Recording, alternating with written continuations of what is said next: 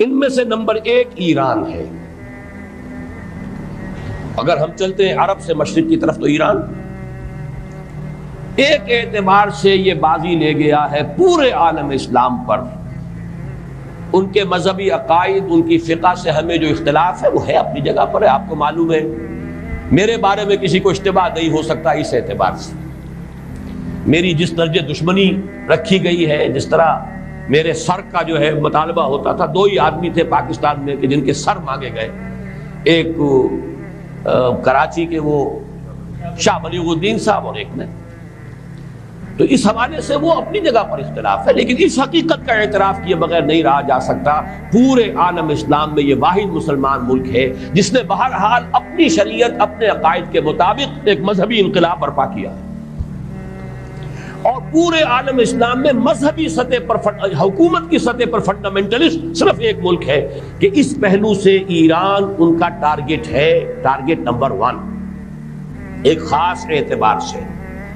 Target number 1 ایک دوسرے اعتبار سے ہم ہیں، وہ میں بعد میں عرض کروں گا۔ چونکہ حکومت کی سطح پر فنڈامنٹلزم ہے اور وہ آیا ہے ایک عوامی انقلاب کے نتیجے میں، پھر ان کے پاس تیل کی دولت ہے، اس کے خلاف اکنامک سینکشنز بھی ہو جائیں تو اگر لیبیا کھڑا ہو سکتا ہے تو بہرحال وہ بھی کھڑا ہو سکتا ہے۔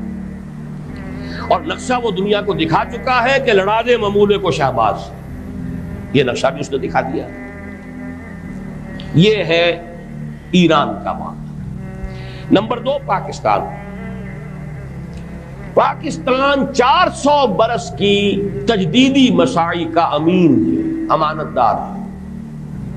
پورے ہندوستان میں مجدد الفسانی رحمت اللہ علیہ، شاہ ولی اللہ دہلوی رحمت اللہ علیہ، سید احمد بریلوی رحمت اللہ علیہ اور ان کا جہاد، پھر اس 20ویں صدی عیسوی میں یا 14ویں صدی ہجری میں علامہ اقبال جیسا مفکر، مولانا مودودی جیسا مصنف، مولانا الیاس جیسا مبلغ، شیخ الہند جیسا مجاہد حریت، پورے عالم اسلام میں ان کا پیرلل کوئی موجود نہیں۔ یہ 400 سال کی تاریخ ہے، اس کی امانت اور اس کے نتیجے میں یہاں کے مڈل کلاس میں فنڈامنٹلزم کا ایک نیوکلیس ہے،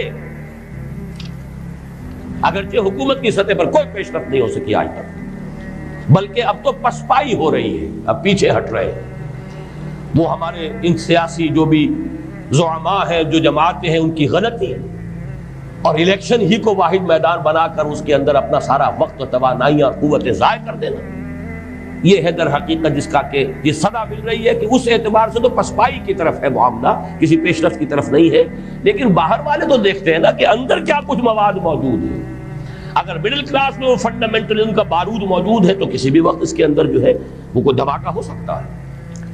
دوسری بات جو ان کے لیے ایک اعتبار سے ٹارگٹ نمبر 1 ہمیں بنا رہی ہے وہ ہمارا ایٹمک نو ہاؤ ہے، پورے عالم اسلام میں اور کسی کے پاس نہیں۔ اسلامی بم اگر بنے گا تو یہی بنے گا۔ یہ ہے مختلف اسباب جس کے بنا پر ایران اور پاکستان کو آپ بریکٹ کر لیجئے، یہ اس نیو ورلڈ آرڈر کا جو ٹارگٹ نمبر 1 ہے ایک اعتبار سے